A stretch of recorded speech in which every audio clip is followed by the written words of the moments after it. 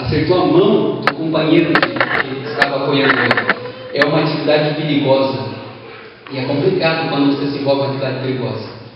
Irmãos, essa faca que eu seguro aqui, brincar com algo como isso, eu estou comparando hoje com um símbolo de brincar com o pecado. Sabe por quê? Você imagina uma criança de 2 anos com uma faca como essa na mão. Eu já vivi isso na minha casa. Meu filho abriu a gaveta, pegou a faca, e para ele não havia perigo, ele caminhando com a faca. Só que esse objeto ele pode machucar, ele pode ferir. O Pai Celestial está assistindo do céu os seus filhos brincando com algo muito perigoso. Quando você pega pela primeira vez, está bem claro que essa ponta aqui pode ferir. Está bem claro que o fio da faca aqui pode cortar gravemente. Está bem claro que isso aqui pode causar algo muito terrível e machucar grandemente, causar até a morte, dependendo das circunstâncias. Só que com o tempo a gente vai se acostumando com aquilo que é perigoso. Com o tempo a ponta aqui parece que não é tão perigosa, eu começo a brincar com ela e talvez chegue um momento que a gente perca o medo. A gente está se acostumando a brincar com o pecado. Aos olhos de Ló, coisas terríveis agora eram comuns. E sabe o que aconteceu? Chega um momento onde o próprio Deus caminha até lá com 2 anjos, até Sodoma, para verificar a maldade da cidade e destruir a cidade. Quando eles chegam, Ellen White comenta que Ló estava à porta da cidade. Quando percebeu que eles iam dormir na praça, ele disse: olha, é perigoso, venham à minha casa. Ló planejava pegar os anjos, diz Ellen White, e levar por um caminho que ninguém visse para levá-los até a sua casa. Por que ele ia fazer isso? Porque não era coisa incomum em Sodoma e Gomorra viajantes avisados estar na praça e ser atacados pelos homens da cidade. Isso acontecia direto. A pergunta é: o que Ló estava fazendo dentro dessa cidade onde reinava a maldade? Sabe o que ele estava fazendo lá? Ele estava sem noção do que ele estava fazendo lá, porque ele se acostumou com aquilo que é errado. O nosso inimigo tem levado muitos da nossa igreja a se acostumar com aquilo que é errado.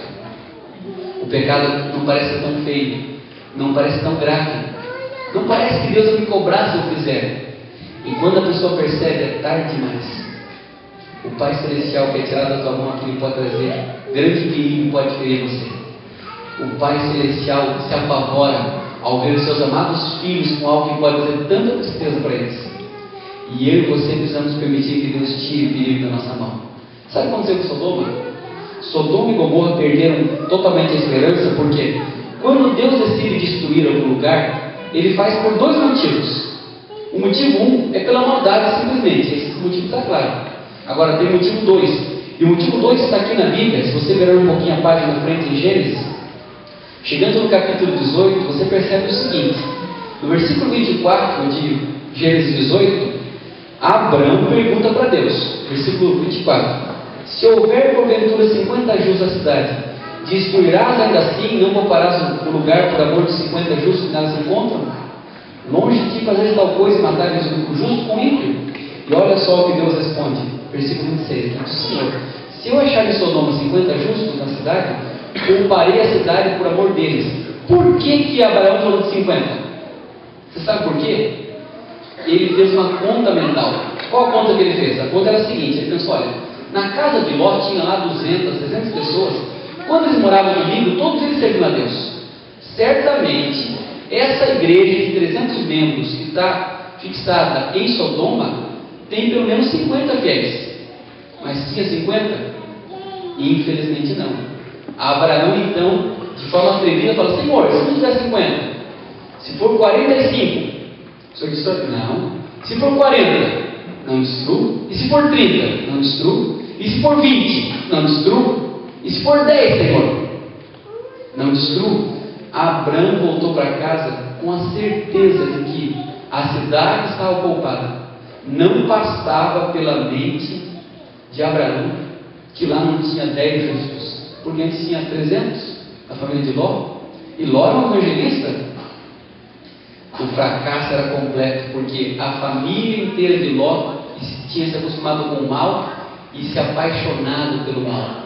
Eles não simplesmente não viram o perigo do pecado, mas pelo contrário, eles se apegaram a Ele agora profundamente. Tanto que, ao chegar lá, Deus descobre o segundo motivo que Ele destrói. O primeiro motivo Ele destrói porque a maldade existe. O segundo, porque não tem pessoas justas para fazer a diferença. Hoje eu peguei o avião para vir para cá. Quando eu estava ali, o avião estava pronto a decolar, eu fiz a minha oração. Falei, Senhor, proteja o piloto, o avião, os passageiros, que eu possa estar hoje à noite lá em Maringá pregando. Pela minha oração, Deus vai proteger o grupo todo que está ali. Pelos cristãos que moram aqui em Maringá, Deus cuida da cidade inteira. Amém, amém. Só que tem um detalhe, e aí que vem a tragédia. Não há esperança para o mundo se nós não tivermos diferença do mundo. Se não houver mais pessoas justas. Aí não haverá esperança para as cidades pecaminosas. Por amor aos cristãos do Rio de Janeiro, apesar do pecado que reina ali, Deus ainda cuida da cidade. Por amor aos cristãos que moram em São Paulo, Deus cuida da cidade toda. E nós vamos fazer diferença. Eu conversava há poucos dias com uma moça no Facebook. Essa moça ela tem 28 anos. É advogada, já tem casa, já tem carro, e é uma moça bonita. E eu conversava com ela e disse, pastor, estou precisando arrumar um namorado. E eu respondi para ela, falei, ó, vai ser fácil, você já tem casa, tem carro, já é formada. E ela respondeu assim para mim, falou, pastor, está difícil, sabe por quê? Os nossos jovens não querem namorar. Eles falam que namoro é para adolescente.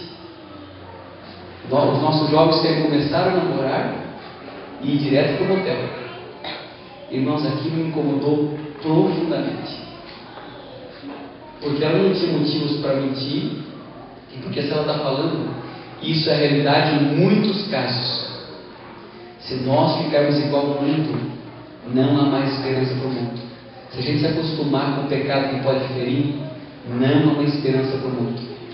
As filhas de Ló são levadas, arrastadas da cidade. Em Sodoma só tinha um fiel a Deus, mesmo assim estava com a consciência meio impregnada com o pecado e não sabia do perigo que ele corria. A esposa de Ló é levada arrastada, mas o coração dela fica. Deus não pode levar para o céu aqueles que estão apaixonados pelas coisas terrenas. A gente tem que ter paixão pelas coisas celestiais.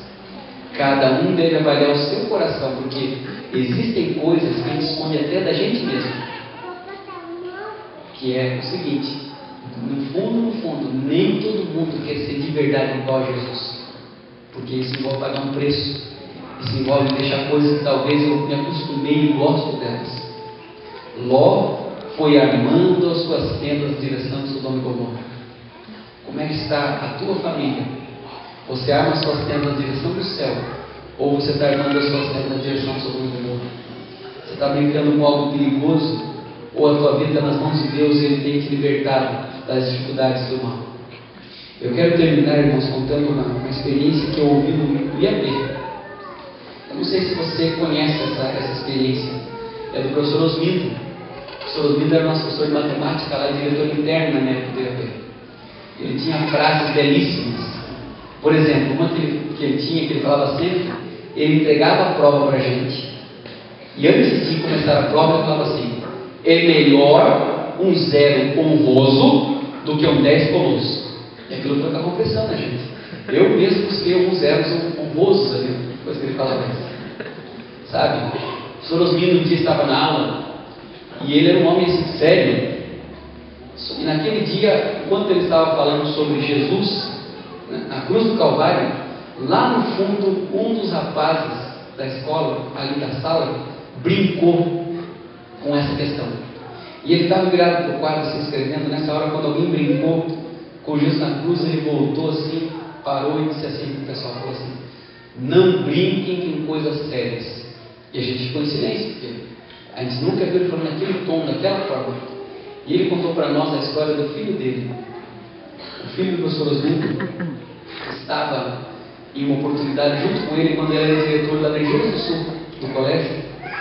Eles estavam ali à tarde comendo algumas frutas. E lá pelas tantas foi necessário uma faca. Pediram então para o filho do professor Osmindo, busque lá uma faca para a gente. Ele, com um menino obediente, de 9, 10 anos, foi buscar a faca. foi